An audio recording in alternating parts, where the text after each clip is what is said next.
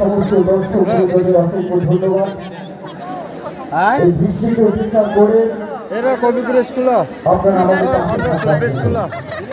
আমরা আমাদের সাংস্কৃতিক অনুষ্ঠানে প্রায় শেষ প্রান্তে এসে পৌঁছে গেছি।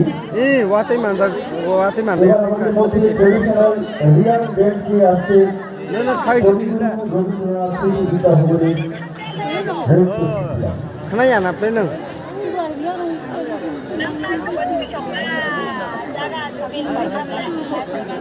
তারপরে পূর্বমূলক কথা মাল খালে প্রস্তুত থাকবার জন্য অনুরোধ করা হচ্ছে।